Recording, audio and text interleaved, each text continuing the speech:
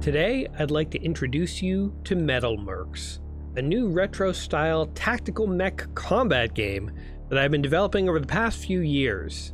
Metal Mercs began its life as a Battletech Crescent Hawks fan project, but has grown into its own game that I'm proud to debut here for you today. It's an in-development project, but a playable demo is just on the horizon. So without further ado, let's jump in. In Metal Mercs, you take on the role of a mercenary commander, and you get to run your own unit of mech pilots and mechs. This means you have to negotiate contracts, salvage mechs, repair mechs, buy mechs, mod mechs, hire pilots, travel to different planets, make all sorts of tactical decisions, and also scrap a lot of enemy metal along the way. If you've been following Metal Mercs since its Battletech fan game origins, then you know all this already, but the best way to describe it is if you took a game like Mech Commander and you mashed in a whole bunch of negotiations and finance and contract stuff and put it in an open world where you could basically run your own company the way you want to run it. So that's the big overview of Metal Mercs. Where we're at right now is I have a live stream scheduled for this Wednesday at 7 p.m. Eastern Standard Time. There, I will be showing off more of the game, answering questions, and shortly afterwards, the first new playable demo will be made available. But I'd really like to make the case to you today that it is worth it to sign up on Patreon.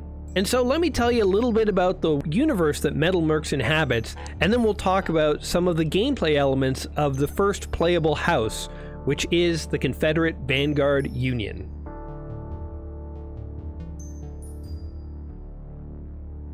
Metal Mercs is set in the core, a vast region of space governed by 5 dominant powers.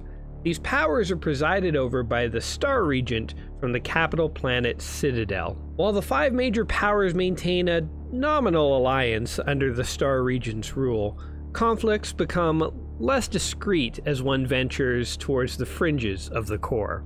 The alliance between the 5 powers, known as the Conclave, will be explored in detail in the upcoming weeks, with each house receiving a spotlight alongside the release of corresponding demos. Today we delve into the first house and the focus of the current demo, the Confederate Vanguard Union. The Confederate Vanguard Union, commonly referred to as the Union, is an authoritative and militaristic state in the core. Picture a society run by the U.S. Marine Corps. Their emblem displays an iron eagle atop a golden shield, and their words are victory from discipline. The Union encompasses a large region of the core and is home to about 14.8 billion residents. Starhold is the capital of the Union and is a heavily fortified world that serves as the hub of the Union's military operations. Other notable Union planets include Hammerfall, Galvan's Forge, Mercer's Gate, Liberty's End, and Freedom. Freedom perhaps being the most ironically named, as it's little more than a prison planet housing the harshest and most unforgiving prisons in the core. House Hawkins governs the Union, its current ruler being High Minister Victor Hawkins, a formidable and astute individual renowned for his expertise on the battlefield. Assisting him in leading the Union are his daughter, Ryder Hawkins, a strong-willed and fiercely independent commander, and son, Maximus Hawkins, a loyal and battle-hardened leader. But enough background flavor. Let's get to the mechs.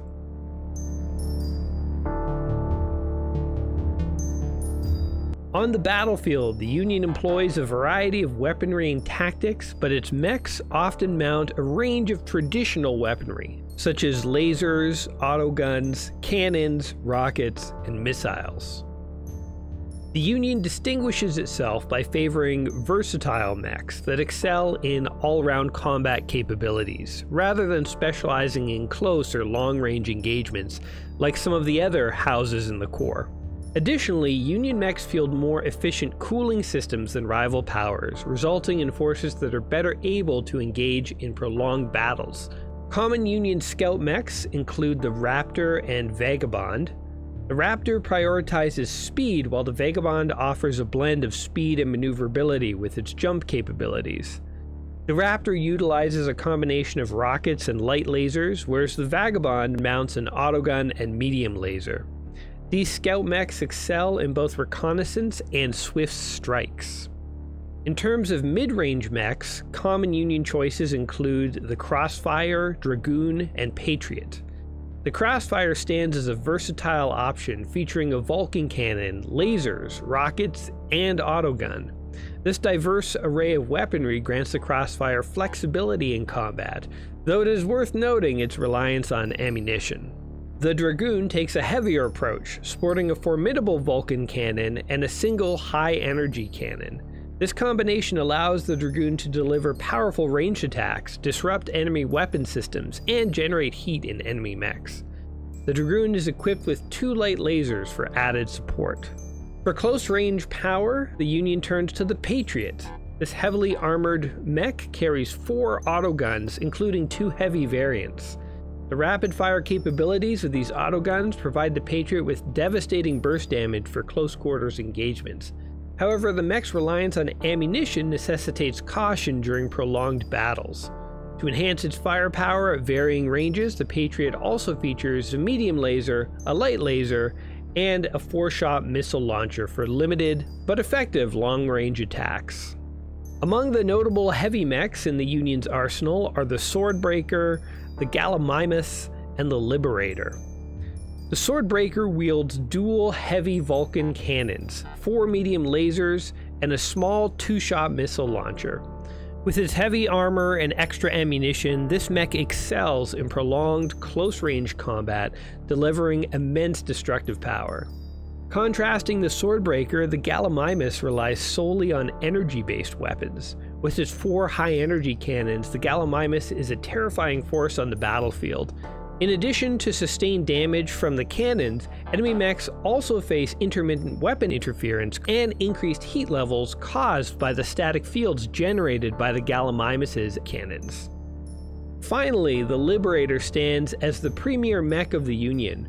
Weighing in at a massive 1,000 tons, it is one of the largest mechs in the Corps. Armored and armed to the teeth, the Liberator boasts an Ultra Vulcan cannon, a large 6-missile launcher, a heavy laser, and 2 medium lasers for support. While the Liberator thrives in mid to short range engagements, its ability to harass opponents at long range poses a significant challenge. This mech exemplifies the Union's reputation as a formidable military force, showcasing immense toughness and firepower. These are just a sample of the mechs fielded by the Union. There are many more to discover, and better yet, many options to customize and build the mechs that suit your mercenary unit. In Metal Mercs, each of the 5 houses has nearly 20 unique mechs. These mechs all feature unique weapon loadouts that coincide with the house's core philosophies.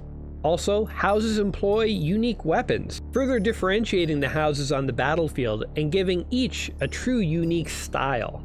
And hey, if the style doesn't fit your need, as we've said, you can customize your mechs. One of the fun parts of being a mercenary is being able to mix and match technology from various houses as you play through the game. Speaking of your mercenary unit, the Union is a major employer of mercenaries in the Corps. Though mercenaries can find the Union military culture competitive, the Union generally works well with mercenaries and welcomes them into their ranks. The Union is particularly adept at logistical battlefield support, and as a result, their contracts will often allow mercenaries to field numerically superior forces compared to their enemies. However, the Union pay and salvage rights are somewhat below average. In short, you won't get rich fighting for the Union, but you'll often be at a numerical advantage on the battlefield. Other houses are going to have different styles in their contracts, so as they become available, you'll have to pick and choose who you want to work for and why.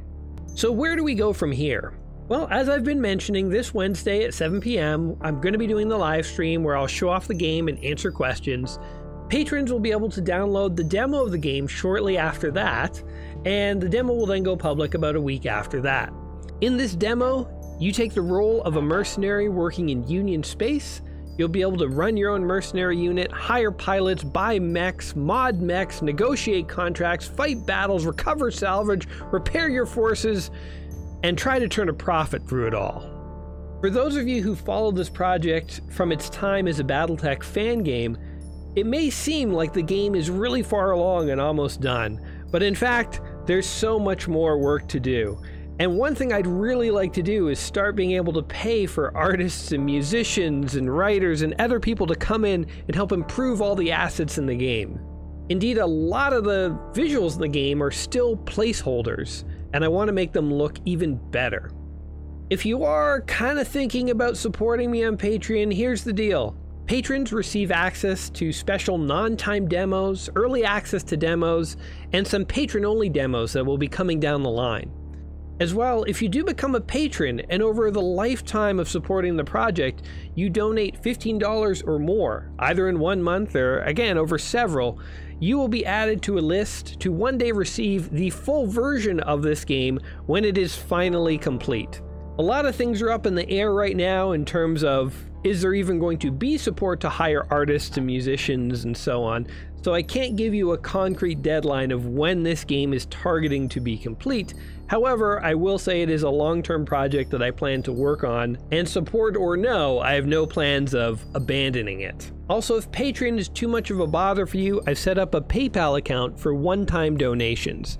Again, a $15 or more donation would lock you in for a final copy of this game and give you access to non-timed and early access demos. Lastly, please consider joining the Discord for Metal Mercs. It's a great place to ask questions and talk to other people about the game. Also, if you spot bugs or if there's a new announcement about the game, that will all be made on the Discord. So check the link in the description of the video below if you'd like to join us on Discord. Other than that, I hope to see you at the live stream and whenever you're able to check out the demo, either this week or next. I hope you enjoy it. And let me say the next house and the next demo are going to be revealed really soon. But for now, let me give you a teaser and simply say, Space Lannisters. Alright, thanks everyone. Cheers.